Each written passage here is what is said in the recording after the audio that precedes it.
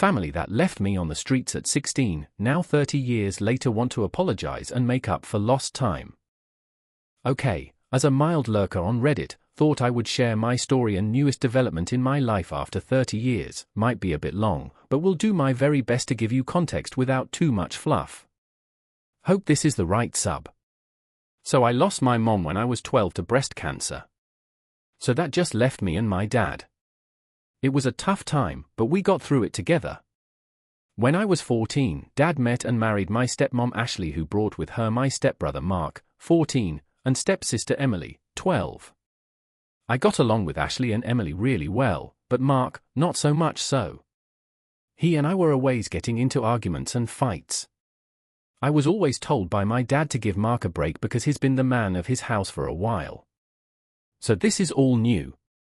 Like somehow it wasn't new to me. Anyways, when I was 15, I met a girl at school, Lisa, and we started dating. As much as one can date at 15. However, Mark apparently had a crush on her and was mad that I asked her out. He started a fight over it, in which my dad had to intervene once again. And somehow I again was made to be the bad guy. One day after my 16th birthday, my stepmom was putting away my laundry and started yelling. Which was awkward because my girlfriend Lisa was there. We all ran thinking the worst. When we got to my room, my stepmom was holding several pairs of my sister's underwear, yelling at me why they are in my drawer. I had no answer as I'd never seen them before. Of course no one believed me. No matter how much protesting I did. Then Mark piped up saying he always caught me staring at his sister, thought it was creepy, and caught me once saying I wish I could marry her. Obviously lying, but that was all it took. Lisa slapped me and called me a perv and told me we were done and walked out. My dad grabbed me by the arm and threw me out of the house, yelling at me that he wasn't gonna put his daughter at risk from a perv, not the word he used, but you get it.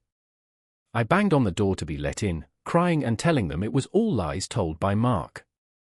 My dad apparently had enough. I heard the locks. He opened the door and shoved me to the ground and told me to get lost.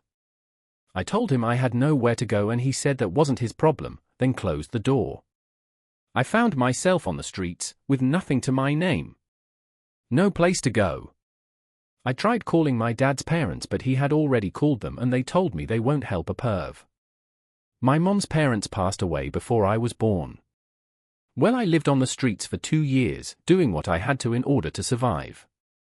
No kid should have had to do what I had to do, in order to just live, just saying. There were some really dark days.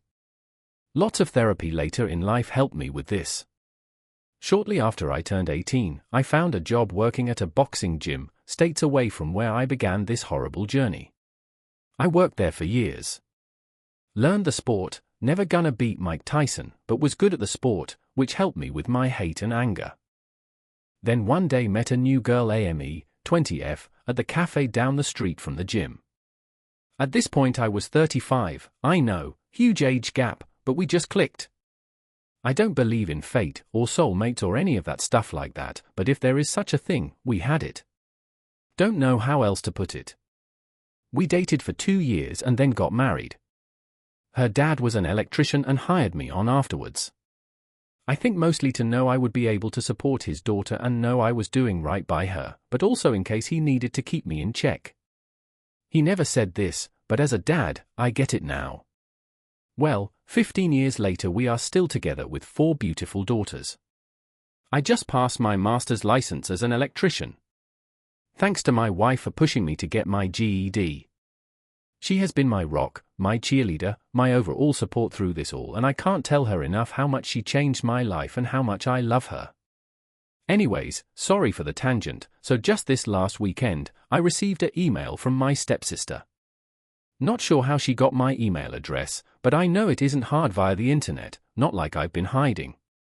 Mind you, I'm now pushing 53, so it's been 30 plus years since I've heard from any of them. It was a long email. Not gonna give you all of it, but the meat of it is, they now know what really happened. Mark, I guess, was busy drinking with his buddies on Friday and somehow my name was mentioned. Mark, I guess, started bragging how he set me up and took my girl. Yep, Mark and Lisa got together, married, all those years ago. They were all laughing, hoping I died on the streets, bunch of rude and vile stuff. Guess he forgot Lisa was there and she heard it all.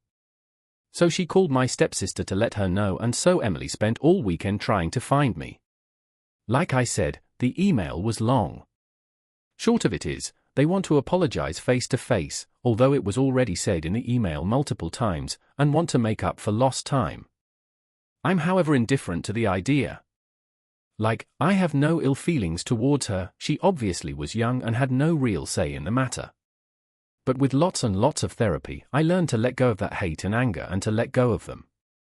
As well, with all the love I receive from my wife, kids, and in-laws, it's all I really need. I'm of the idea of just deleting the email and moving on like nothing happened.